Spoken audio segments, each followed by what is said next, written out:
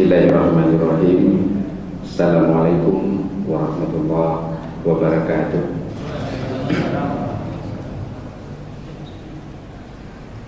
Alhamdulillahilladzi arsala rasulahu bil huda wa dinil haqq liyudhhirahu 'ala dini kulli wa kafa billahi shahida. Asyhadu an la ilaha illallah wahdahu la syarika lah wa asyhadu anna Muhammadan abduhu wa rasuluh.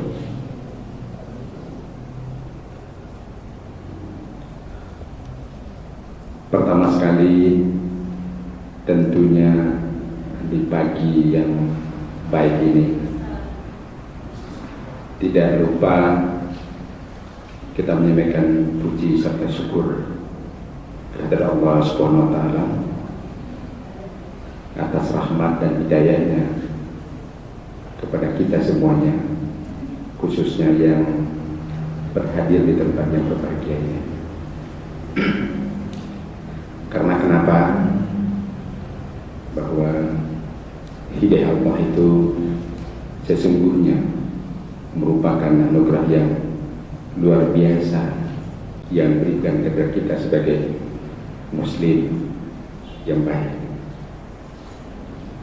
Bapak Ibu berbahagia, ini kemarin saya dikirim oleh kelompok perbankan Islam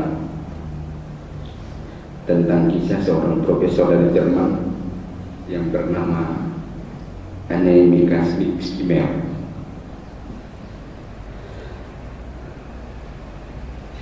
Anne Skimmel adalah seorang profesor berkebangsaan Jerman yang ahli bidang falsafah filsafat, dan dia hafal Quran 30 juz. Setelah dia menguasai Al-Quran, kemudian juga tidak cukup berubah, dia belajar hadis dan hafal sebagian hadis yang menyangkut dengan hukum. Itu dia. Kemudian untuk kelengkapan ilmu bidang Islamnya sebagai seorang profesor bidang falsafah, dia juga belajar ilmu tasawuf, sehingga baca buku itu dan dia paham betul tentang tasawuf dan Islam. Dan dia setelah ditanya oleh para ahlinya, juga ahli dalam bidang agama Kristen,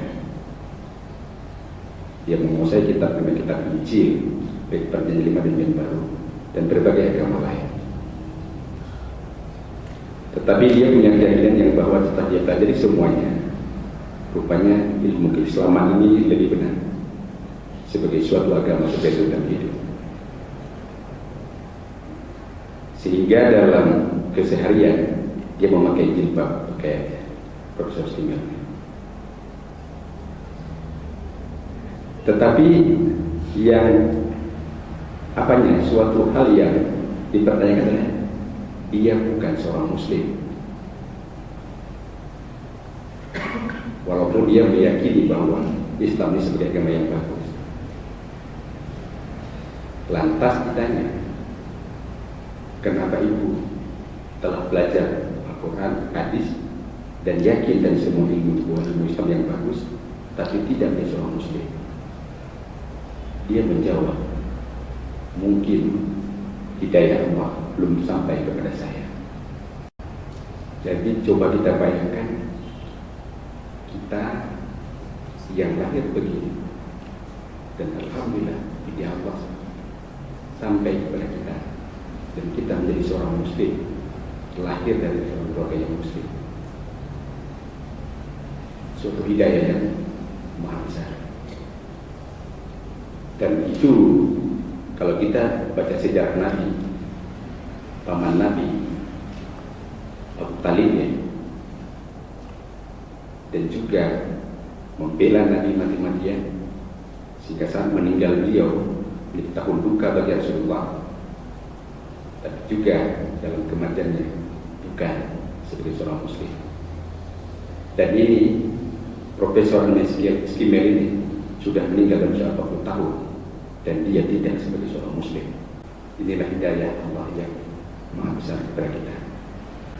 Selawat salam kita sanjungkan kehadiran Nabi Muhammad SAW beserta sahabat dan keluarga beliau sekalian. Yang kami hormati orang tua kami, para ada guru-guru kami, sahabat, teman, segenap karyawan-karyawan dari MPU Aceh yang kami banggakan. Bapak Ibu berbahagia dalam bidang sesuai kami geluti, yaitu dalam bidang perbankan Islam. Ya, mudah-mudahan kita doakan pertemuan kita majelis kita mendapat rahmatan dan rezeki dari Allah SWT. Nanti apa yang kami sampaikan yang benar dari Allah, yang sah dari kami, nanti sama-sama kita dapatkan. Karena bagaimanapun yang nama besar MPU itu, walaupun tadi Bapak Dr. mengatakan bahwa tidak ulama, tapi tetap sandangan gelar MPU itu suatu detail yang itu berat secara moral harus kita sandang, ya baik. Baik Bapak Ibu berbahagia, kita mulai dulu kenapa lahir perbankan Islam. Dari dulunya itu hanya bank Yahudi, bank konvensional yang terakhir, tetapi kenapa pada abad yang terakhir ini, di tahun 1960 di Indonesia mulai, kalau di Mesir itu 1970-an, baru lebih kurang 30 umurnya, lahir perbankan Islam. Kenapa? Setelah diteliti, itu akibat kekhawatiran dan kegalauan daripada sistem perbankan konvensional atau ilmu ekonomi konvensional yang tidak mampu lagi menampung kehidupan dan pengelolaan ekonomi di dunia ini. Karena kenapa? Sistem ekonomi konvensional yang lebih kenal dengan kapitalis sosialis itu lahir dari rentetan pengalaman, dari rentetan historis yang akhirnya terbentuk sampai sekarang ini. Dan ternyata sistem itu tidak mampu lagi menampung kebutuhan operasional sesuai dengan kebajikan dan keindahan dalam suatu kehidupan. Kalau boleh kasih contoh model mobil yang ada sekarang ini, mobil Innova. Dulu awal-awal mobil kijang itu mobil kota, kemudian berubah berbeda sedikit. Sekarang Innova lebih kecil, mobilnya cenderung lebih kecil. Itulah perjalanan empiris pengalaman manusia, dan itu tidak pernah sempurna. Karena keadaan parkir sudah susah, mobil sudah banyak, mobil cenderung lebih kecil-kecil sekarang. Kalau dulu besar-besar. Bagaimana dalam ruang yang kecil itu ditata kalau bisa sampai 8 orang, sampai 6 orang, 8 orang, bahkan lebih. Karena tempat semakin sempit. Perjalanan empiris. Perjalanan empiris itu belum tentu mampu, belum tentu sempurna sesuai dengan kebutuhan masyarakat yang baik.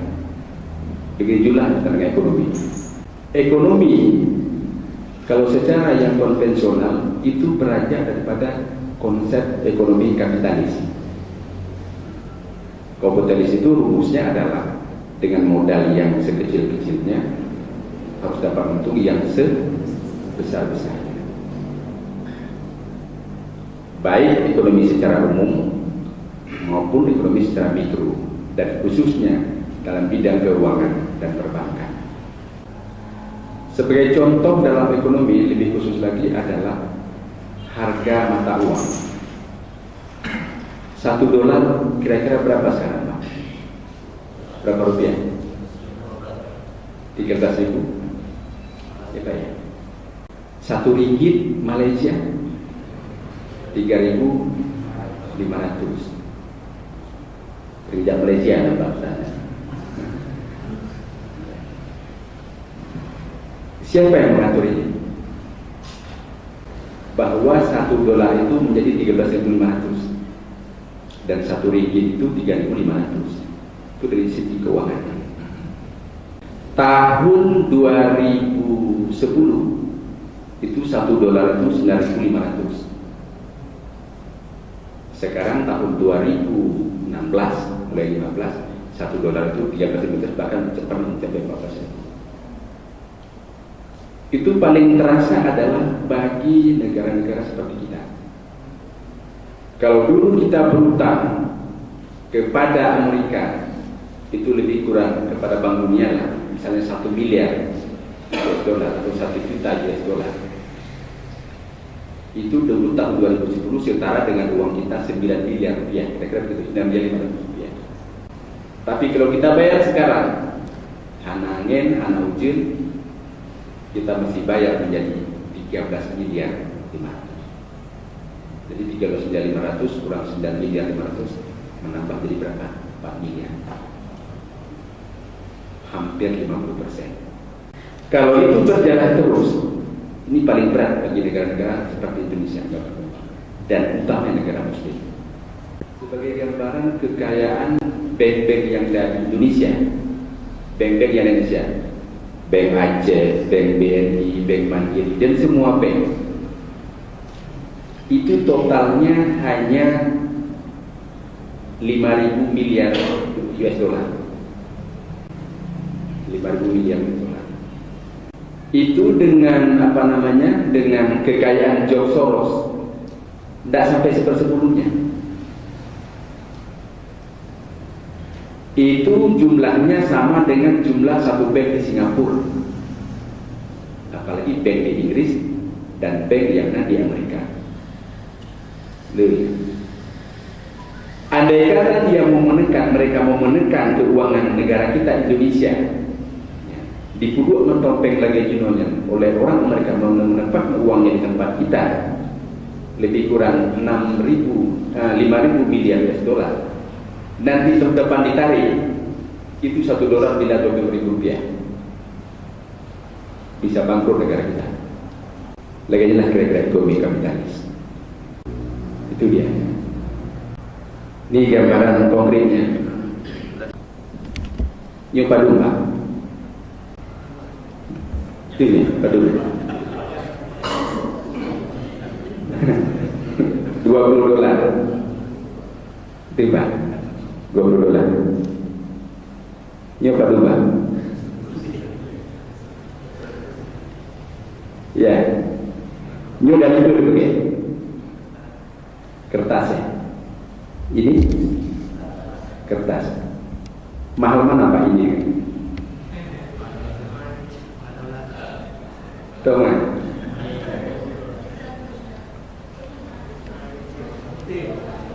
Hah? Yang putih Pak? Kacoknya apa? Atau kacoknya? Ini sama-sama dari kertas. Ini 100.000, ini $20 cuma. Mahal mana Pak? Mahal ini Pak ya? Atau nyawa dong Bapak?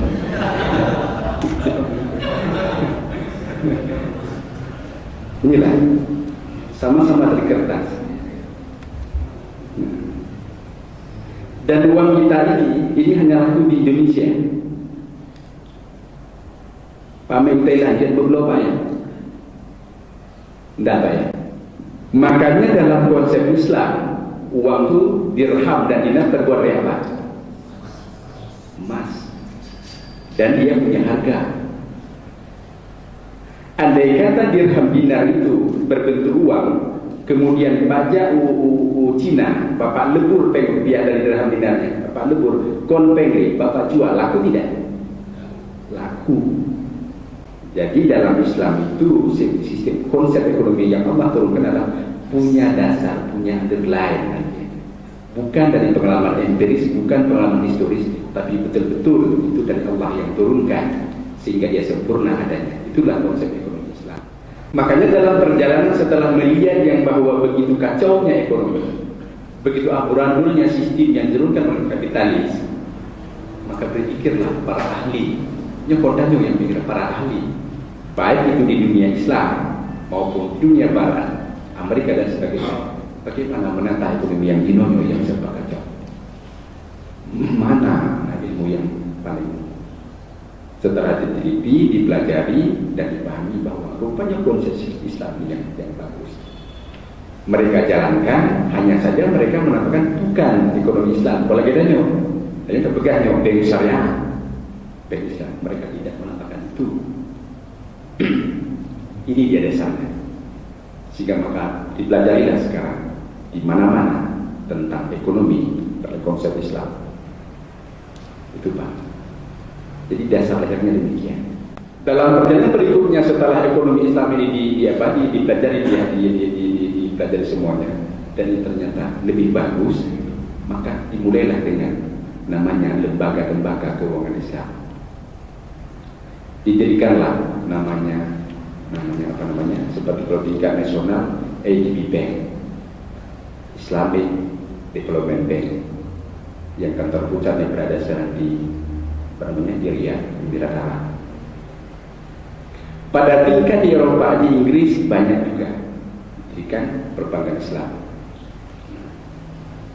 Islamic Bank di England, di Jerman juga ada, di Asia hampir semua ada.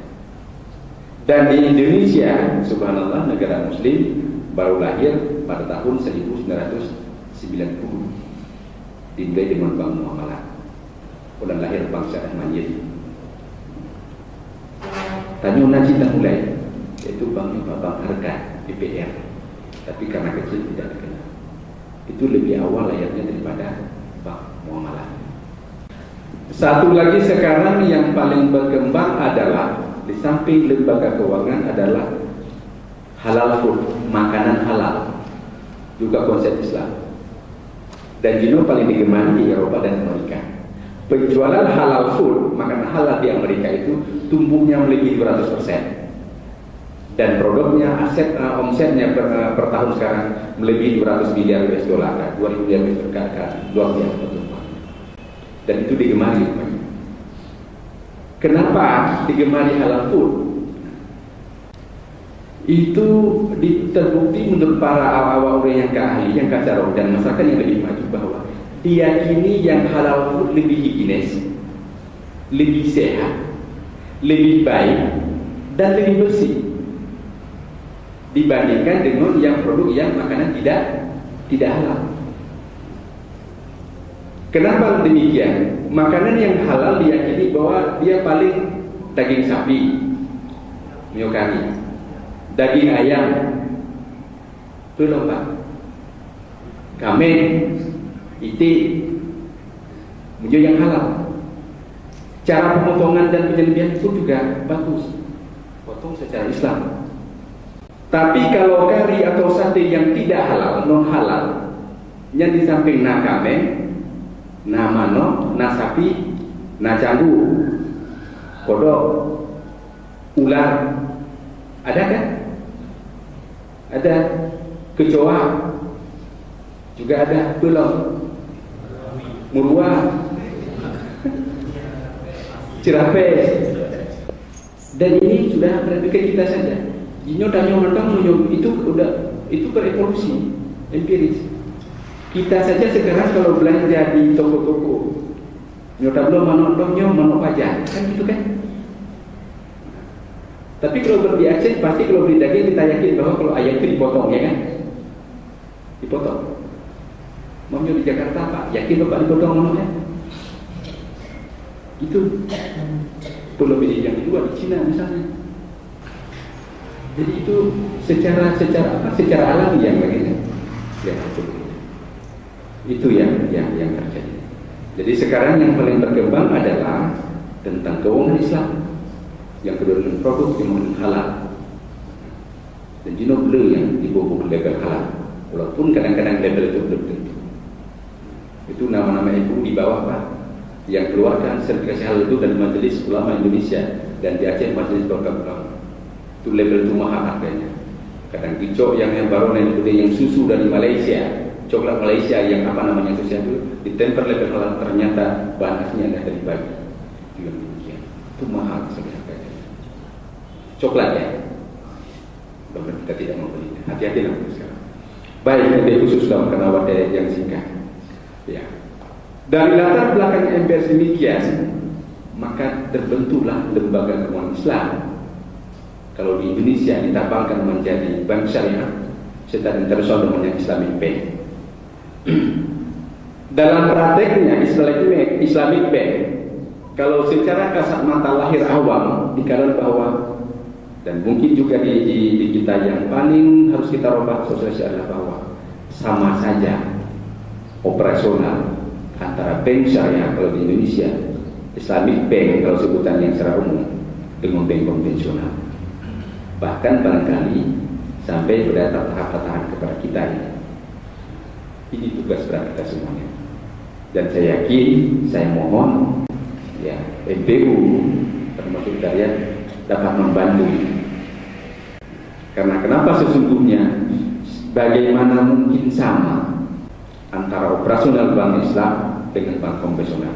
Latar belakangnya berbeda, dasarnya berbeda, hukum yang dipakai juga berbeda.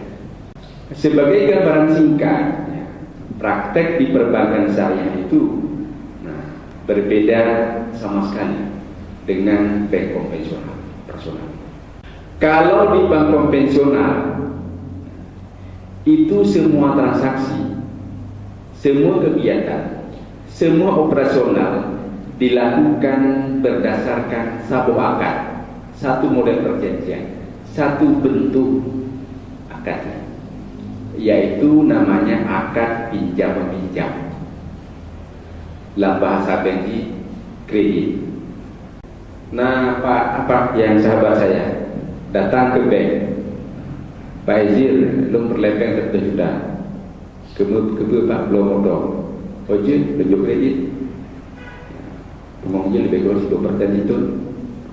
Kalau gejala belum lu perlepeng Pak Izir terjuda, buka usaha pakai warung kopi, oh boleh, saya kasih kredit. Saya kasih pinjam 100 juta, bunganya 10% setahun. Nah, 60 ke jalan, Pak Izir lo perlu kredit, padum 1 juta, kawin lah boleh.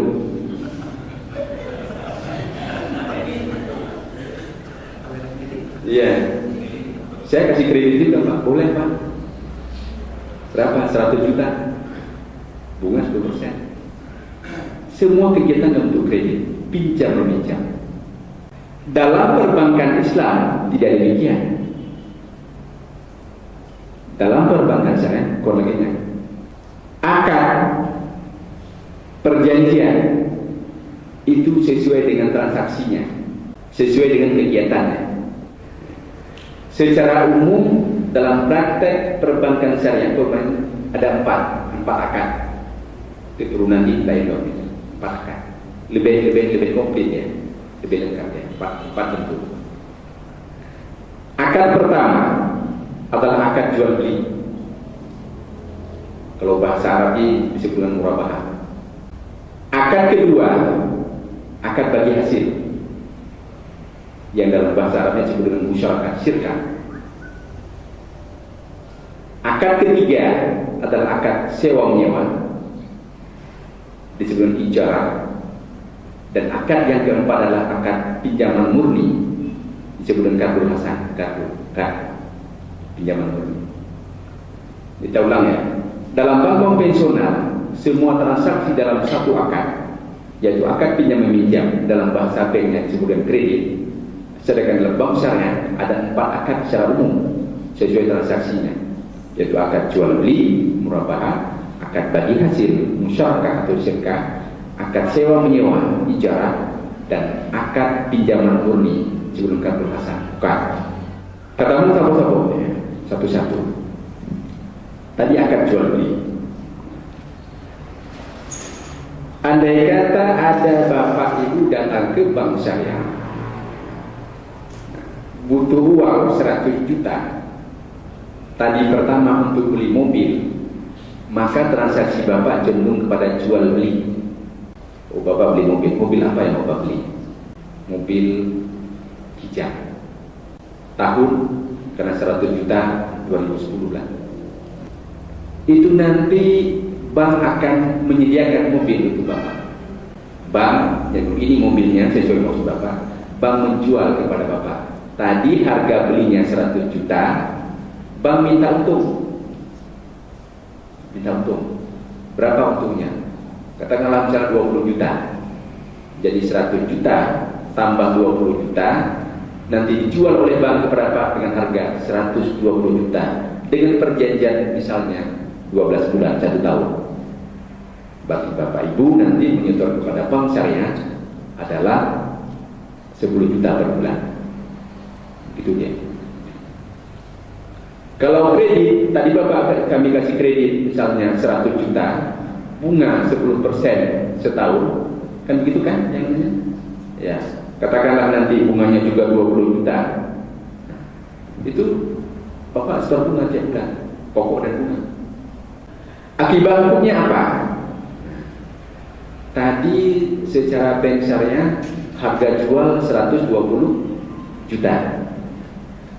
Hukumnya adalah harga jual tidak boleh berubah karena apapun. Karena berlaku hukum jual beli. Kalau Bapak selesai 6 bulan 120 juta juga Bapak bayar. Kalau Bapak tepat waktu 12 bulan 120 juta juga. Oh Bapak nggak sanggup 12 bulan, ternyata baru 16 bulan 120 juta juga. Tidak boleh tambah lagi. Anak tambah-tambah. Kira-kira itu.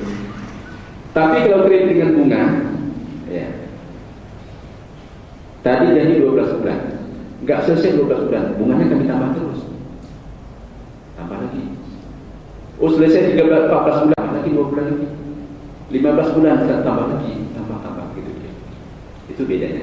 Jadi kalau tadi di bank punya hukum pinjam meminjam, sedangkan di sini adalah hukum jual beli. Itu satu. Jadi kalau tadi tujuan Bapak rasanya untuk jual beli, maka akad yang dipakai di bank sana akad jual beli, akad murabahah. Itu dia satu. Ini yang umum dulu ya Pak ya, yang nanti baru kita pakai. Kemudian yang kedua, kalau Bapak yang datang ke bank tujuannya bukan jual beli, misalnya bunuh Pak buka warung kopi, itu tidak cocok pakai akad jual beli. Untuk usaha itu lebih cocok pakai akad bagi hasil. Tadi beruang berapa? 100 juta juga. Nanti datang ke bank untuk kepengen membuka warung kopi usaha atau rumah makan. Kata warung kopi. Kira-kira padu nanggung di bulan. Bapak Ibu peganglah untung 2 juta di bulan kira-kira. Kabutulnya betul. Kalau begitu untung 2 juta sebulan, berapa kita bagikan? Padu ke bank dan berapa untuk Bapak Ibu sebagai pelaksana. Sesuai dengan kesepakatan. Biar gampang banget mengatakan bagi 2 menolak. Ya Pak ya, bagi 2. Berarti kalau 2 juta sebulan, untuk Bapak 1 juta, untuk bank 1 juta. Kemudian bulan depan berjalan, ternyata untungnya pas 2 juta. Bagi 2, 1 juta untuk bank, 1 juta untuk Bapak. Ini bulan 11 ya, bulan 11 untuk 2 juta. Bulan 12 untung menjadi 3 juta. Bagi Pak Pak, bagi 2 juga kan. Untuk Bapak berapa? 1.500.000, untuk bank 1.500.000. Bulan Januari naik lagi jadi 4 juta. Bagi 2 juga 4 juta, 2 juta untuk bank, 2 juta untuk Bapak dan itu. Bulan Februari turun menjadi 500.000. Bagi Bapak, bagi 2 juta, 250.000 untuk bank, 250.000 untuk Bapak. Itu ya. Oleh tamu bulan puasa belum Pak. Kira-kira warung kopi yang untung? Tidak ada ya Pak ya. Hanya berbagi. Cuma pengalaman kamu Pak, pengalaman yang kana. Wade hukum, yang pakai ada Pak Bek ya apa?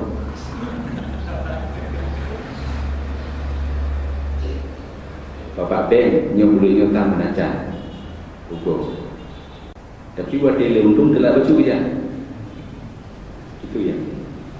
Jadi kadang-kadang itu juga menyatakan yang bahwa wadai untung itu bank syariah itu lebih murah. Ya dah. Wadai untung 2 juta yang sama dengan bank konvensional. Tapi wadai untung 1 juta otomatis bank syariah itu lebih murah, ya kan? Tapi wadai untung bapak menjadi 4 juta, bank syariah itu lebih mahal. Karena kenapa? Bapak kasih ke bank syariah itu 2 juta. Ini kerelaan di sini yang perlu kita amalkan. Ini nanti kita kaji. Tapi ini pengetahuan. Itu dia. Dan ini ada efek kepada bank nanti.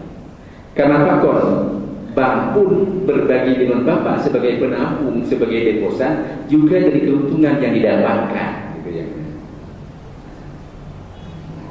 Udah. Tapi yang penting ini dulu, bahwa akad yang dipakai di bank Islam, bank satu sesuai dengan transaksinya. Tadi kalau transaksinya jual beli, maka dipakai akad jual beli.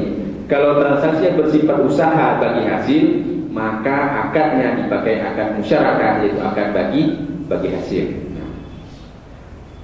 Kemudian yang ketiga, akad sewa menyewa, akad ijarah. Andai kata tujuan bapak ibu adalah untuk tujuan sewa menyewa, maka di bank Islam, bank syariah pun dipakai dengan akad sewa menyewa. Contoh menyewa toko, sewa motor, sewa tanah dan sebagainya.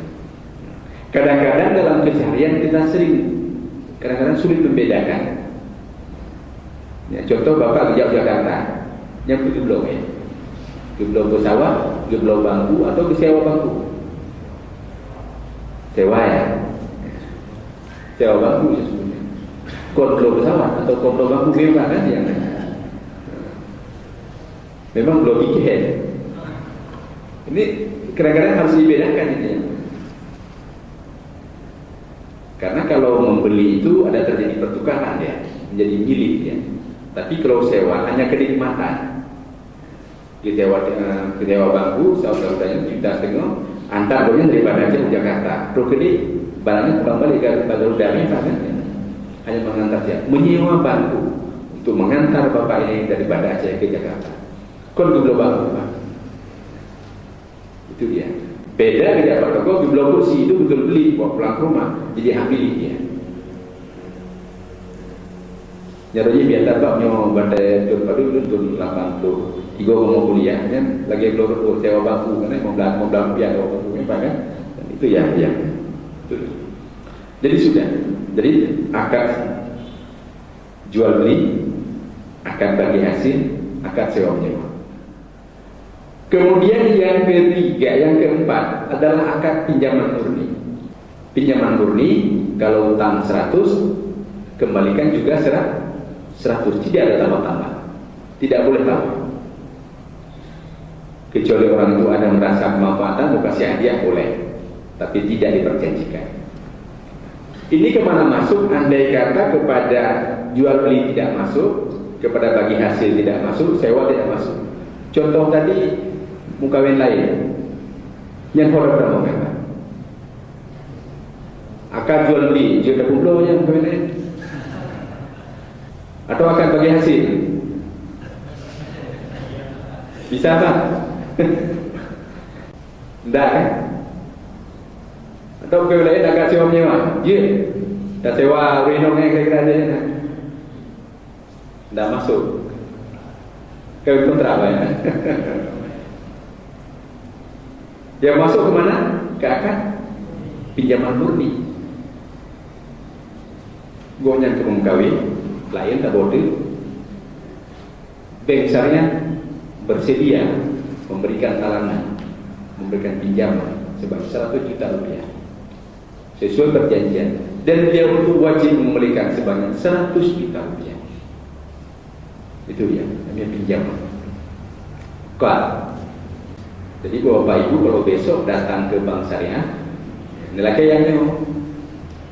yang katnya, banyak kitanya untuk kepu yang kue lain, yang kabalah, datang dengan kan. Termasuk kadang-kadang yang susah kita berikan pinjaman adalah yang berikutnya untuk berobat, karena berobat tidak bisa kita perjualbelikan, tidak bisa kita bagi hasilkan. Dan kita bagaimana bagi hasil pak? Tidak bisa kita sewa menyewakan.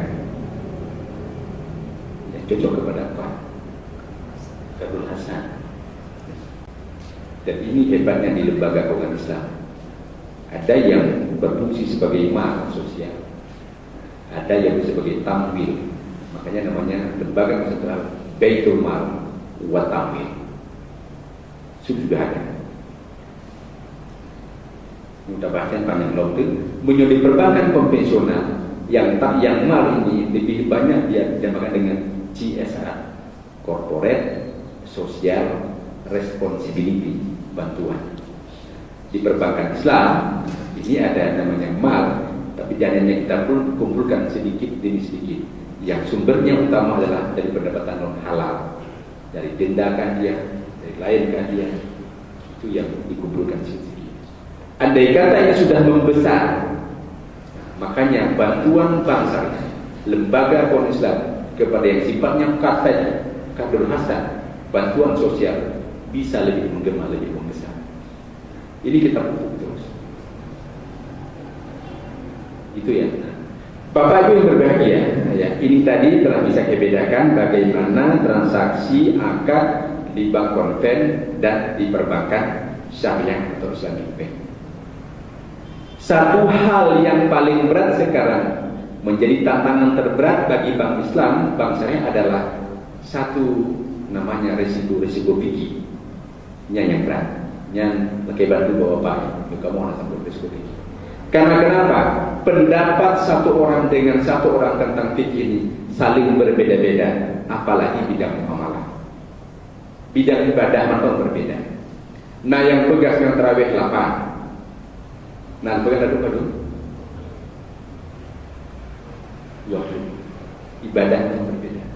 Nah, lalu pakai tongkat, lalu tidak, kan gitu kan? Ada sebagian berpendapat yang bahwa khutbah itu harus bahasa Arab. Ada sebagian boleh dalam bahasa setempat. Ibadah saya berbeda. Konon lagi bidang muamalah.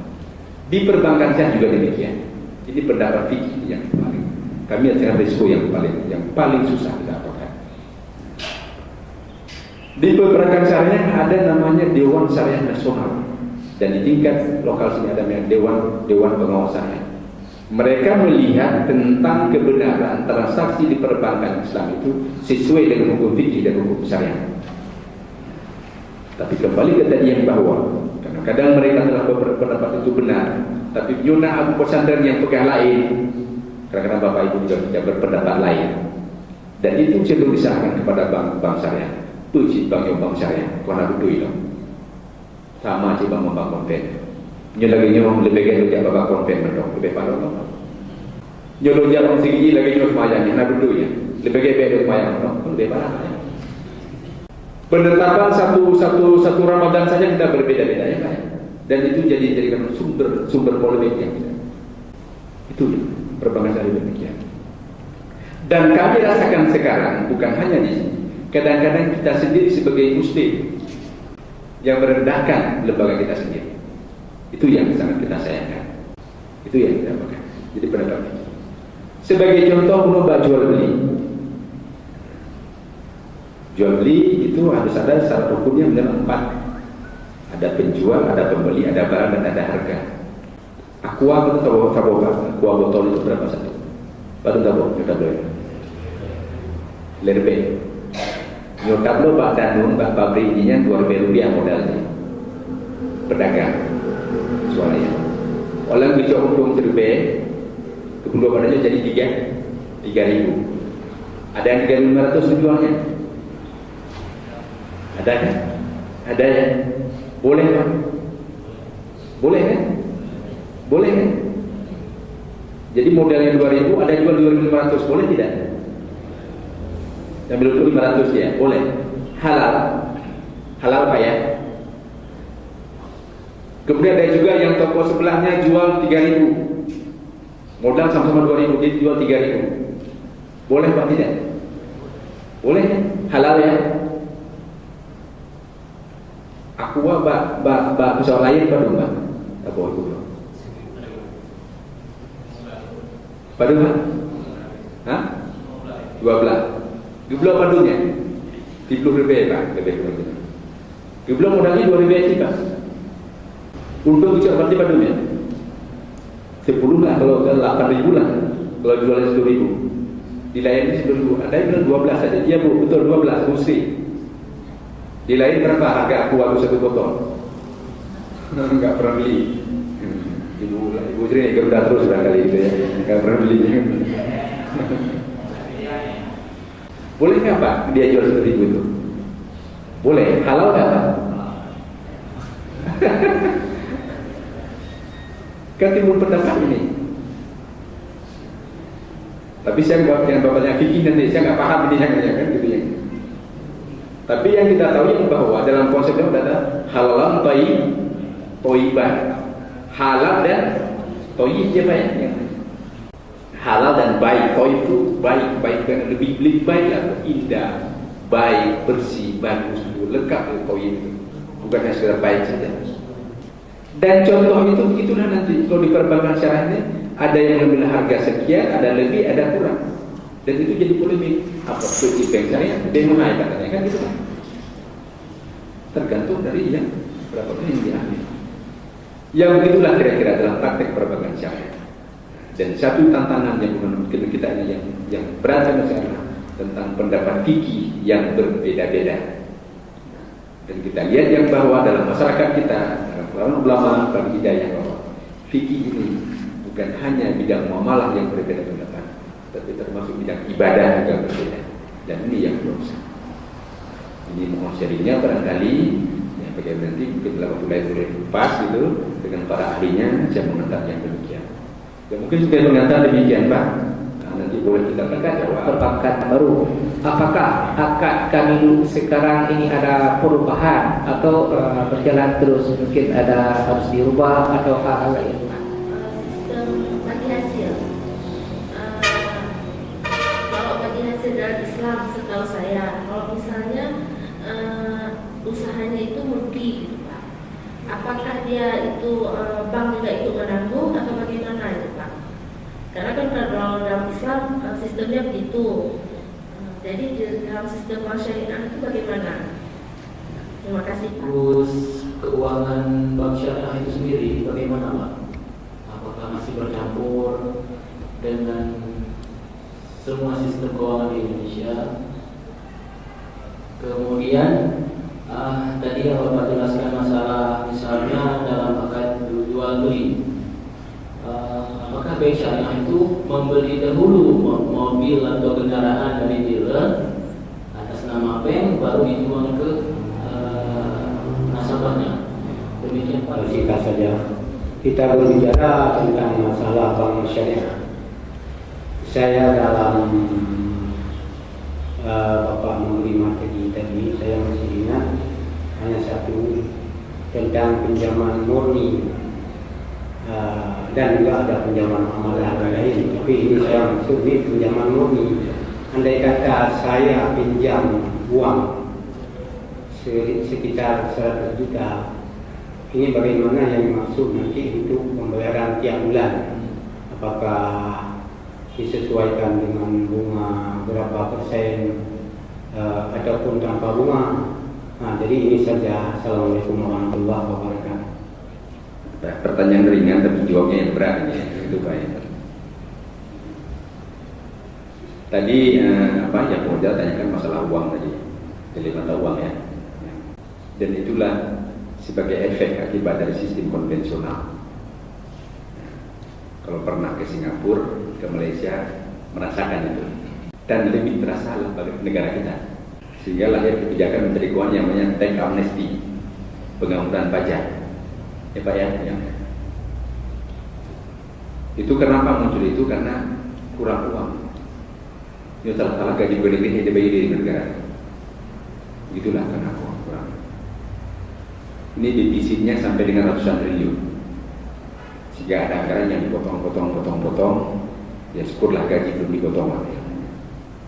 Itu yang terjadi. Kenapa? Ini tahun ini Indonesia berutang kepada ADB Bank, kepada IMF dan World Bank, dan besar. Untuk jalannya pembangunan dan operasional negara butuh uang. Sumber uang yang paling besar adalah pajak. kemudian ekspor impor dan global kan itu kan yang ini.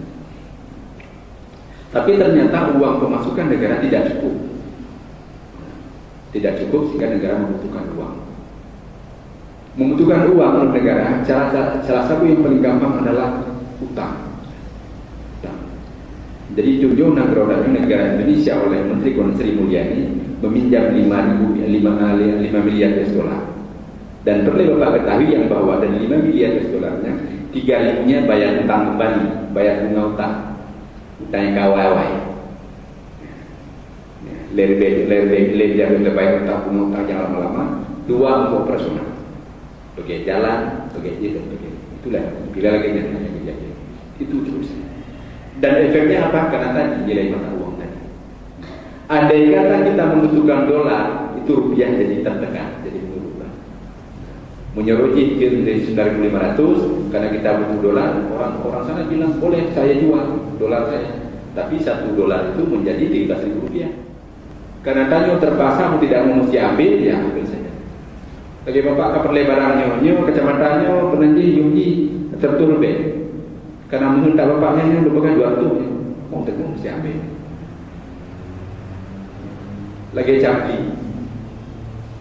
besar ya apa? Lombok cabai merah. Kadang-kadang harganya saat tidak ada berapa 1 kilo pak? 50.000 ya pak? 60.000. Karena bapak butuh mau tidak mesti ambil. Begitu kira-kira. Beginilah mata uang. Jadi siklus kejadian negaranya bagaimana mereka ini menekan. Karena kita butuh, mau tidak mau ambil. Yang bantuan dari negara-negara maju pun ke kita bukan uang cash yang diberikan. Ini contoh, Jokowi buat rel kereta api Jakarta Ajenonyo yang di Danau.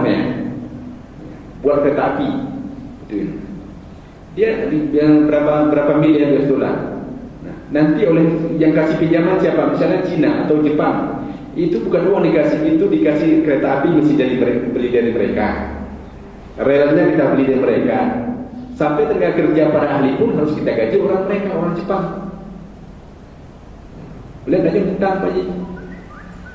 Gaji aja kereta api itu tapi orangnya barang laku. Sampai pernah pemerintah Indonesia beli Sukhoi dari Soviet, beli pesawat tempur, bayar dengan beras ketan. Ingat Bapak pasti ada cerita. Sampai begitulah. Tabuh pesawat besarnya kali bulan-bulan, tadi habis beras ketan misalnya ekspor gitu. Begitulah untuk beli pesawat. Begitulah keadaan negara kita. Termasuk uang tadi. Kalau Bapak tadi ada uang 1 juta hanya terasa kurang makan yang di Singapura, Malaysia, itu masih enteng Pak. Tapi bagaimana akibat yang benar kita? Negara kita berutang terus sampai besar-besar sehingga jinonnya mencapai keterbitan sampai anak kita yang baru lahir pun sudah menanggung utang yang cukup besar. Ini akibat. Ya, yang pertama. Sedangkan yang kedua berikutnya, ini Bank Aceh sudah berada di konven besarnya. Rata pegawai negeri dan akad dari pinjaman kan gitu kan beli sesuatu. Bank Aceh sekarang telah membalik akad Bapak, cuma belum diformalkan dari transaksi dulu hanya pinjam-pinjam menjadi semua transaksi jual beli. Nah, kalau Bapak lihat sekarang itu sudah bedakan harga pokok dengan harga beli. Ada yang beli tanah, ada yang beli bahan bangunan, ada yang beli kendaraan, yang dasarnya itu semuanya. Itulah kita balik. OJK sebagai otoritas keuangan dan Bank Indonesia memerintahkan kepada Bank Aceh ini nanti akadnya akan diselesaikan dalam waktu 1 tahun sebagai masa darurat. Nah, nanti kami mohon bantuan Bapak semuanya. Bapak akan teken namanya akad baru, akad jual beli. Nah, sebagai bentuk formalnya. Ini juga ada pendapat yang berbeda. Tidak perlu lagi diformalkan. Karena kenapa? Yang penting niat kita sudah membalik akad Bapak dari akad pinjam meminjam menjadi akad jual beli. Tapi kita tuji. Nah, pendapat Bapak bahwa harus teken balik ulang akad itu. Nah, yang pegang tidak perlu. Ini ulama yang mengatakan kepada saya, kepada kami.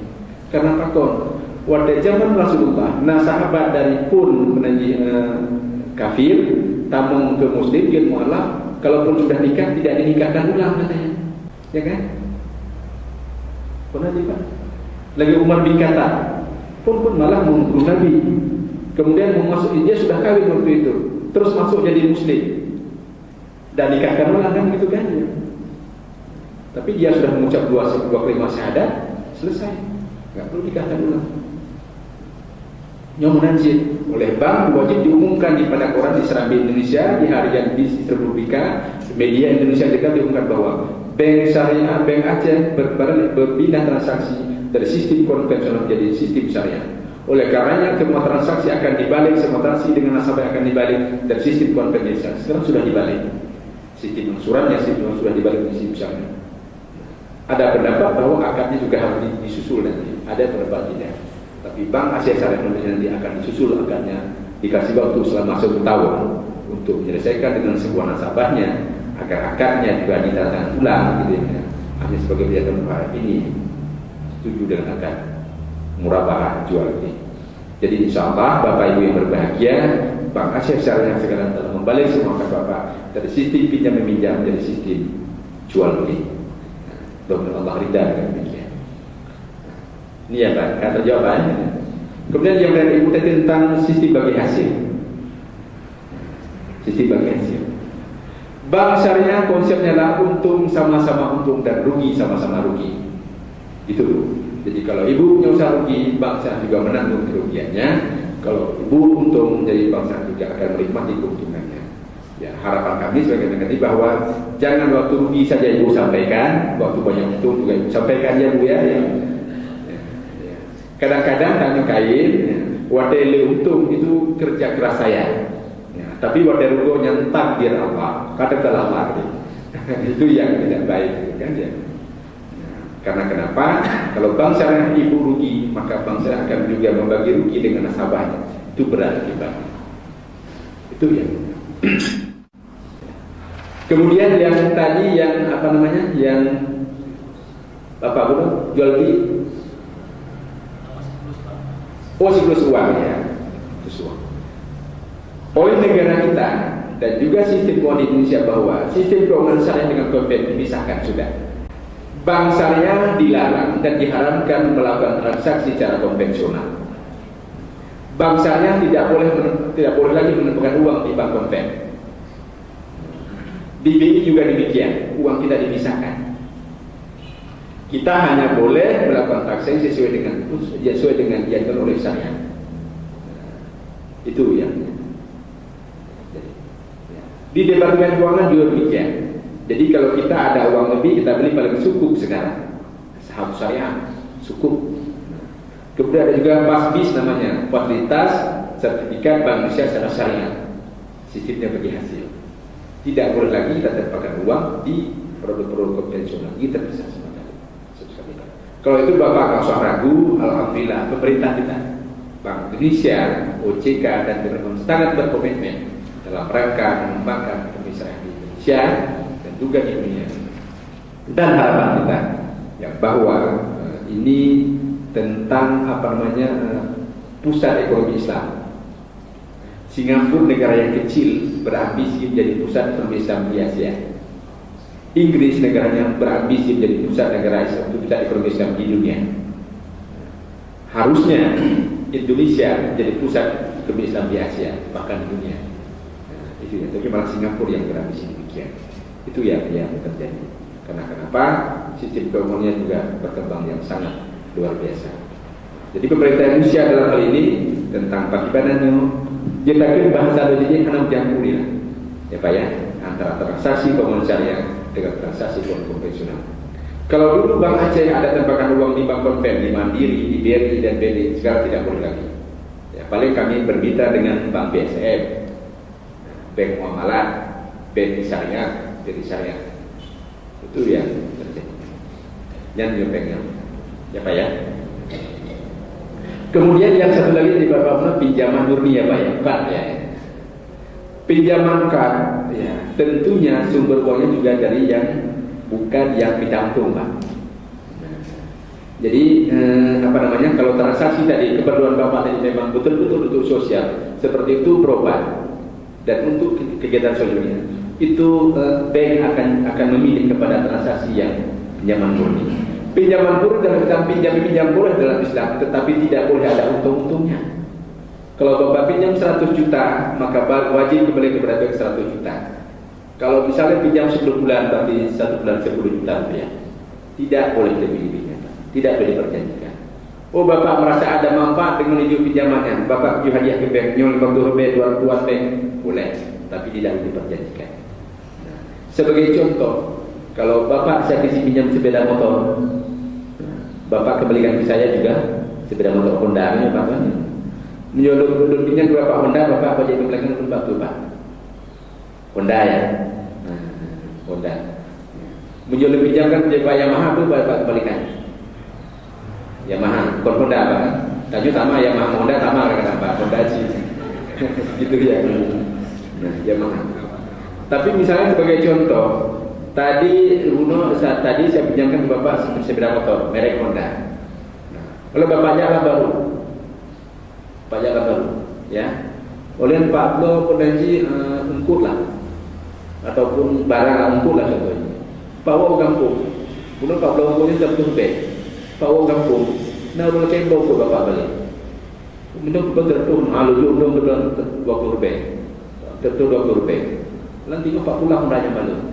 Pak pegang tunggu hasil baru Honda Don, jalan baru yang lu pinjamnya, lu ungkut, gitu guys.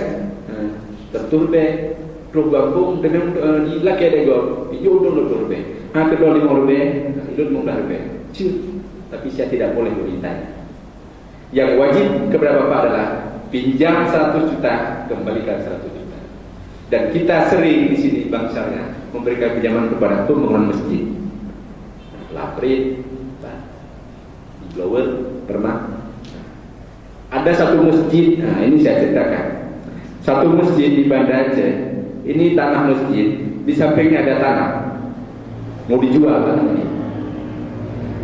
Masjid ini, tanah ini, uang tidak ada. Kalau masjid tidak ambil, akan diambil oleh orang sebelah yang ternyata non Muslim, Kristen.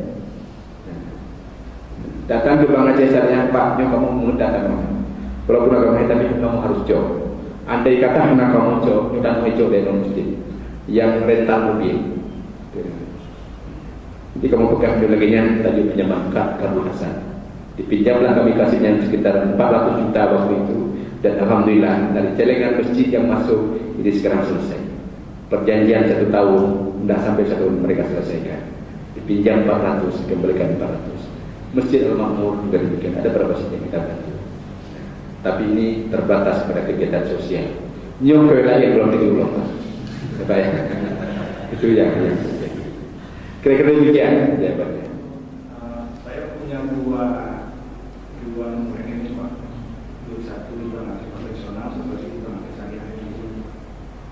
Jadi semua uang saya yang tidak seberapa itu ditampung di bank syariah.